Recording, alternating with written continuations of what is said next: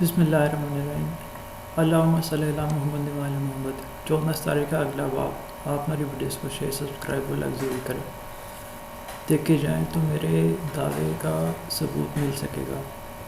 مناقب ابن شہر شوم باولا شرح اخبار قاضی نعمان مرقوم ہے کہ ایک سائل حضرت ابوبکر کی خدمت میں آیا اور اس نے سوال کیا کہ میں نے حالت احرام میں شتر مرغ کے چند انڈے بھون کر کھا لیے ہیں، بتائیے مجھ پر کیا کفارہ واجب ادا ہوا۔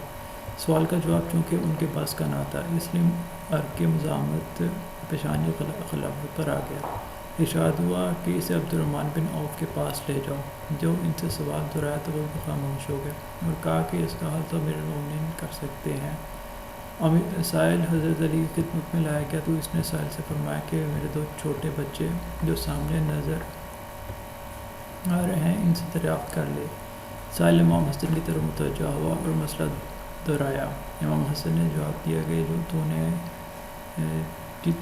نے جتنے انڈے کھائے ہیں اتنی عمدہ اونٹنیاں لے کر حملہ کرا اور ان سے جو بچے پیدا ہوں انہیں رائے خدا میں ہدیہ خانہ کعبہ کر دے۔ امیر المومنین نے ہنس کر فرمایا کہ بیٹا جواب تو بالکل صحیح ہے، لیکن یہ تو بتاؤ کہ کیا ایسا نہیں ہے کہ کچھ حمل ضائع ہو جاتے ہیں اور کچھ بچے مر جاتے ہیں؟ اور اس کی وجہ بالکل درست ہے، مگر ایسا بھی تو ہوتا ہے کہ کچھ انڈے بھی خراب اور گندے نکل جاتے ہیں۔ یہ سن کر سائل پکار اٹھا کہ ایک مرتبہ اپنے عہد میں سلیمان بن داؤد نے بھی یہ جواب دیا تھا، جیسا کہ میں اپنی کتابوں میں دیکھا ہے۔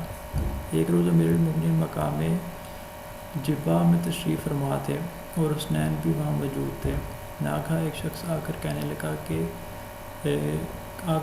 میں آپ کی رایا اور اہل بلد شہری ہوں۔ حضرت نے فرمایا کہ تو جھوٹ بولتا ہے، تو نہ میری رایا میں سے ہے اور نہ میرے شہر کا شہری ہے، بلکہ تو بادشاہ روم کا فرستادہ ہے، تو جس نے معاویہ کے پاس چند مسائل دریافت کرنے کے لیے بھیجا تھا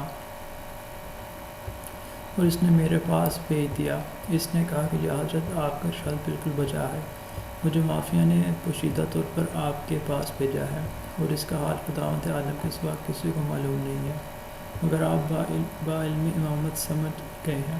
آپ نے فرمایا کہ اچھا اب ان مسائل کے جوابات اور ان دو بچوں میں سے کسی ایک سے پوچھ لے، اور امام حسن کی طرف متوجہ ہو کر چاہتا تھا کہ سوال کرے۔ امام حسن نے فرمایا کہ اے شخص تو یہ دریافت کرنے آیا ہے کہ حق و باطل میں کتنا فاصلہ ہے، زمین و آسمان تک کتنی مسافت ہے، مشرق و مغرب میں کتنی دوری ہے، قوس قزح کیا چیز ہے، خنس کسے کہتے ہیں، وہ 10 چیزیں کیا ہیں جن میں سے ہر ایک کو خداوند عالم نے دوسرے سے سختی اور فائق پیدا کیا ہے۔ سن حق و باطل میں 4 انگشت کا فرق و فاصلہ ہے، اکثر و بیشتر جو کچھ آنکھ سے دیکھا حق ہے اور جو کان سے سنا باطل ہے۔